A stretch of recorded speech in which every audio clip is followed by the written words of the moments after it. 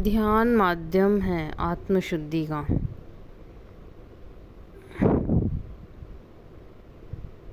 मन का निर्विचार हो जाना। ध्यान माध्यम है आत्मशुद्धि का। ध्यान क्या है? मन का निर्विचार हो जाना, जिससे सारे विचार शांत हो जाएं। गहन मौन का नाम ही ध्यान है। ध्यान कोई क्रिया नहीं है जो की जाए।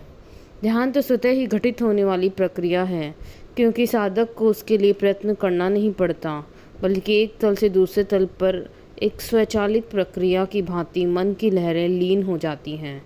जैसे ही हम आंखें बंद करके बैठें, हमारा मन करतार से जुड़ जाए या विचार शून्य हो जाए, आते जाते विचारों के प्रवाह को देखें और उसके बाद एकदम शांत अवस्था में खुद को पहुंचा दीजिए। ध्यान की चरम अवस्था की समाधि है, जिसमें साधक का संबंध इस संसार से कट कर करतार से जुड़ जाता है। जितने समय भी इसका आनंद ले सकें वह कम है। एकाग्रता जब गहरा होता जाता है तो आत्मशुद्धि भी स्वयं होती जाती है। साधक का मन दोषों खोटों से दूर हटता जाता है और पूर्ण सात्विकता हृदय में उतर जाती है। शुद्ध पवित्र हृदय ही सीढ़ी है एकाग्रता की। इसके बिना एकाग्रता घटित हो ही नहीं सकती। परंतु मुख्य बिंदु यह है कि एकाग्रता किसी संबुद्ध सद्गुरु की शरण में बैठकर ही सीखना चाहिए, क्योंकि बिना गुरु के निर्देश के हम उन बारीकियों तक पहुंच ही नहीं सकेंगे जो हमें विशिष्ट लाभ देती हैं।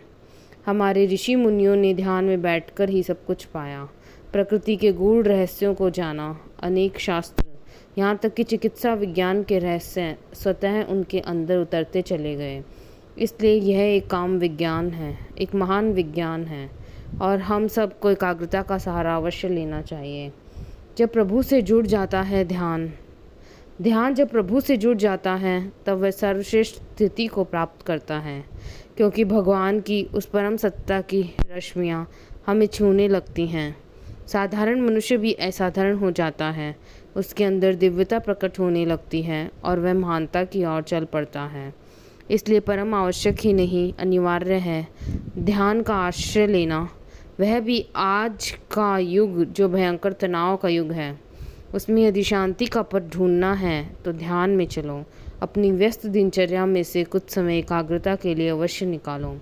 अपने सद्गुरु के शरण में जाओ। उनका सहारा और उनकी कृपा आपको मानव से महामानव बना देगी। धन्यवाद।